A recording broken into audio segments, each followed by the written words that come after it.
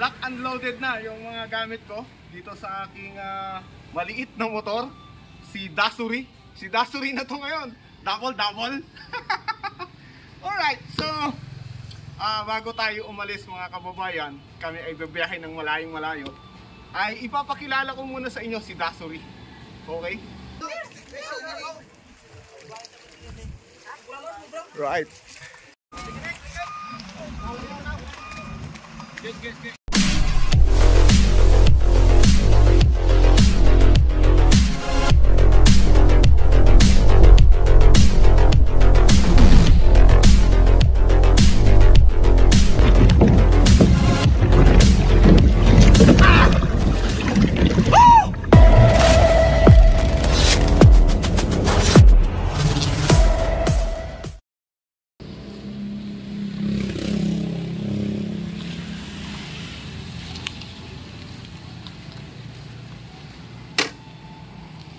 Alright guys, power!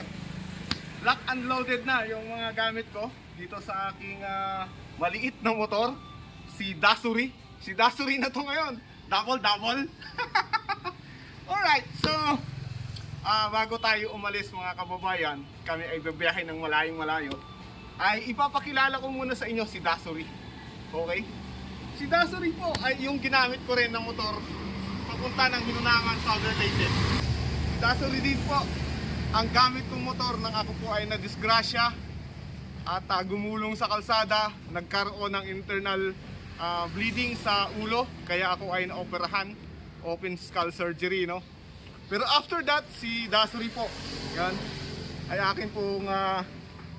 akin pong ni-restore, ni-revive, at ngayon ay napakagandang motor na, no? So bago kami tumuloy ni Dasuri doon sa Sultan Naga de Maporo, ay ipapakita ko muna sa inyo yung mga gamit ko na dala-dala sa aking biyahe. Alright? So papakita ko sa inyo mga bro idol yung aking kapote. Importante na may kapote para sa ganun pag nakasagupa ng ulan.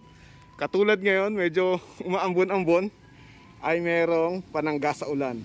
Motowolf, in-order ko sa Lazada.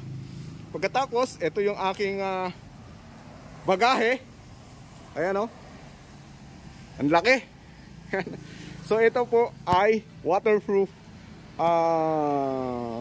luggage, no? Ang tatak po ay Rhino Walk. Binili ko rin yan sa Lazada. 30 liters. So ganda. Ganda ng bag na yan. You know? Okay. Yan. Pagkatapos dito po sa unahan, meron po akong dati ko pong ginagamit yan na enduro tank bag. Ang tatak naman po niyan ay wolf bag, no? Binili pa po sa US ni Bro Ray Brig. Dati kong tropa sa mga sa Manila. Okay? Tapos dito po sa unahan, meron na po akong kinabit na auxiliary light, mini driving light. Binili ko rin sa Lazada. Ayan. So 20 watts per bulb. Para sa ganon maliwanag sa gitna ng dilim sa kalsada. Alright, tapos ang akin pong gulong mga kababayan, yan o, ay ang paborito ng mga tricycle driver, ang Izumi. Yan, murang-mura lang yan, 650. Pagkatapos ang aking kong gulong dito sa likuran, yan, ay Izumi din, no? 2.75 by 17. So ito ay dual sports tire, no? Pang tricycle talaga yan. So maasahan yan kasi gamit-gamit ng mga tricycle yan eh. So pang matagalan yan. Alright. So dito naman sa taas meron po ako dito ng GoPro holder. Motowolf din na tatak, binili ko rin sa Lazada. Dito po meron po akong camera ay cellphone holder. Motowolf din sa Lazada din. So yan po si Dasuri, ang aking maliit na motor, pero malayo na ang narating. Yon.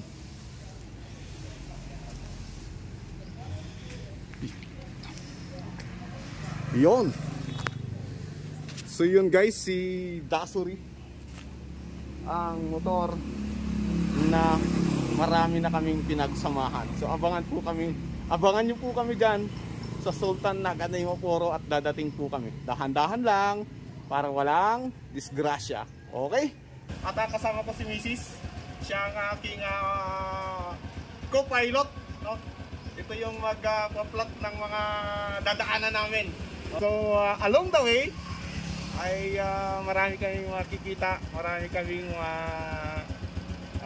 kakasalubong or mamimit na mga angler, no? So abangan nyo po kami dyan sa mga dadaanan namin, dyan sa Dumangas, dyan sa Bacolod, dyan sa Dumaguete, dyan sa Dapitan, dyan sa Iligan, no? At may dala kayong mga sticker para sa ganon ay panglagay nyo sa inyong mga bangka. Alright, so kita-kita tayo dyan sa Sultan na Maporo. Wait, hindi muna, dadaan muna ako ng Aklan. Right, let's go!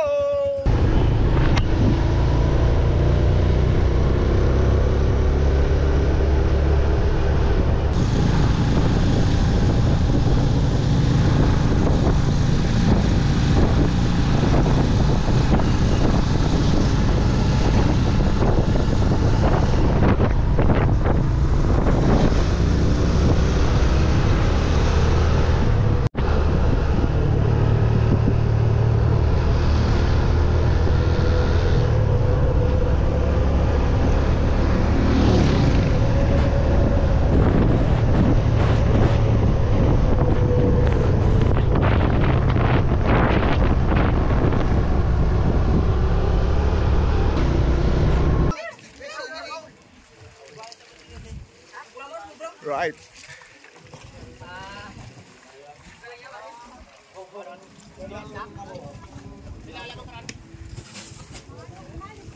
So, andun si Mrs.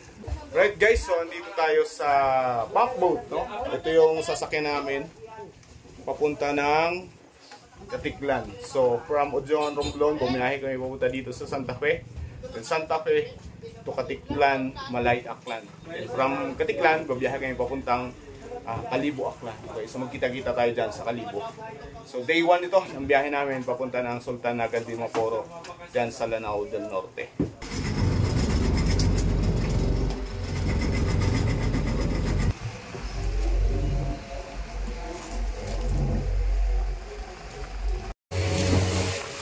Right guys, so nasa gilid na tayo ng Boracay. So, may mga nag-island hopping.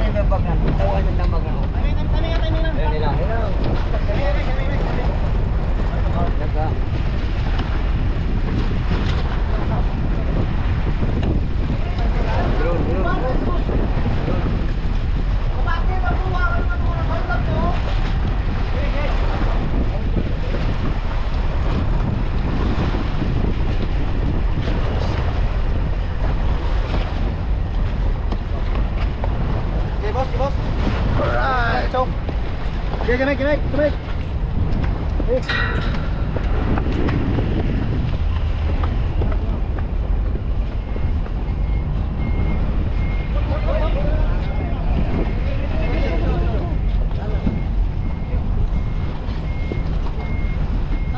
Oh.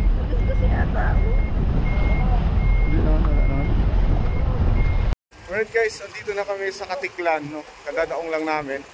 Nandun pa yung motor ko sa bangka. So tingnan natin kung paano ibababa yung aking motor kasi medyo maalon, magalaw yung bangka.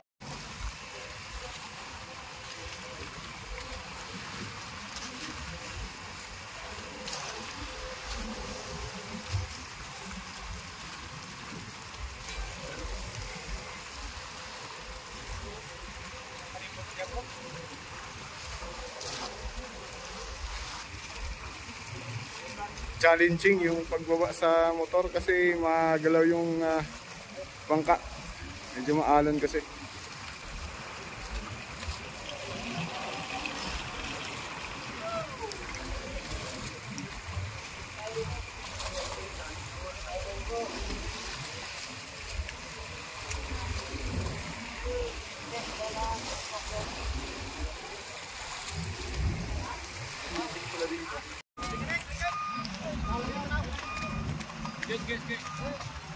Yun! Saan?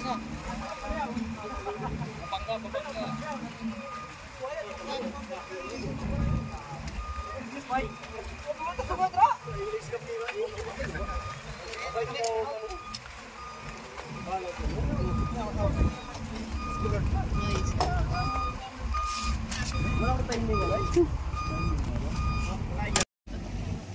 Alright, so pack and loaded na uli mga kababayan. Nakasurvive doon sa maliit na bangka. Awid. Ang lakas kasi ng dagat eh. Alright, so bound to Kalibo, Aklan na tayo. So, ang time check, anong oras na? Ha? 2:56, mag-aalas 3 na. Kung mag-aalas 3, sakto. So, takbo kami papuntang Kalibo, Aklan. Darating siguro kami doon, mga alas 5. Right, let's go. Kita na tayo doon.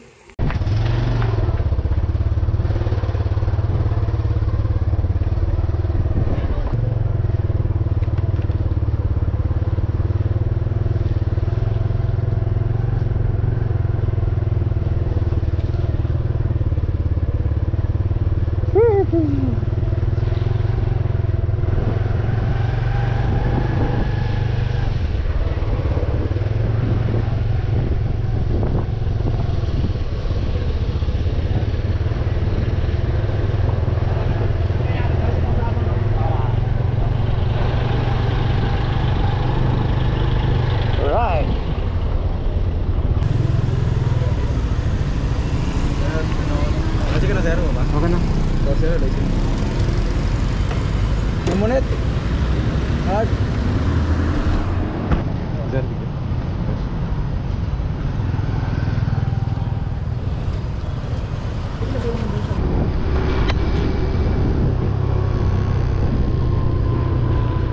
so nag-checkpoint tayo. Dito tayo sa Kalibo, Aklan. Dito lang tayo sa Macdo. Kakain muna kami. Right guys, so power. Nandito ako ngayon sa Kilak, Nuki de la Rosa ng Pit Malurgy, no? From Romblon, duman ako ng Katiklan. Tapos diretso biyahe dito sa Kalibo. Dating dito sa Kalibo ay dumaan muna ako dito kay bro Nuki de la Rosa para magmerienda. Saktong-sakto naman, may merienda na kaagad. Mukhang natunugan tayo, no? Alright, so dito yung napakalaking logo ni Pit Malurgy, you know? Ganda. Tapos na nandun sa taas yung kanyang mga nahuling isda, yung mga buntot. Kita nyo naman, no? Yun, no? Ang dami. So, power. Nandito din si Bro Idol Clarence Mergareo. Power! Ay, bro! Power! Isa sa mga power angler dito sa Aklan. Saka lang nag Kalibo na po, din minsan Antique, part ng Tablas. dito sa may Boracay. Oo, Boracay din. Mostly Boracay. Boracay talaga. Okay. Palipat-lipat lang. Ikaw bro, Nuki, saan ka nag-ano? Saan ka nag-jig? Ay, ito nga pala mga kababayan, si Nuki. Bro Nuki de la Rosa ng Pit Malurgy, no? So, dinaanan ko siya dito. Saan ka lagi nag-jig? Dami dito. Saan ka lagi nag-jig? Dito lang sa Aklan, tas Antique. Hindi na masyadong lumalayo? Hindi, walang oras. Pwede kitang iangkas. Pwede. Para makalayo. Next time. Gusto ko sumama sana dun sa SND. Ayun, gusto sana sumama sa Sultan Kaso agad yung wala. kaso ang layo. Alanganin siya sa Marami schedule. siyang mamimiss na, marami siyang tawag dito, mai-skip na mga trabaho. Oo. Dahil loaded yung mga trabaho niya. Kita niyo naman, nandito. Hanggang next year na yan. Ayan. Ito po. Tingnan nyo kung anong jig ito. Yan o. Yan o. Andito yung Negra. Mga detalye tungkol sa agimat jig. Power. Pag may merienda lang kami dito, may naka-ready na. Tapos, didiretso na ako ng Sultanagan Limapuro. Di ba? Matutulog pa muna pala ako dito sa Kalibo. Kasi delikadong magbiyahe pagkagabi. Pagka madilim yung kalsada. Alright? Thank you po!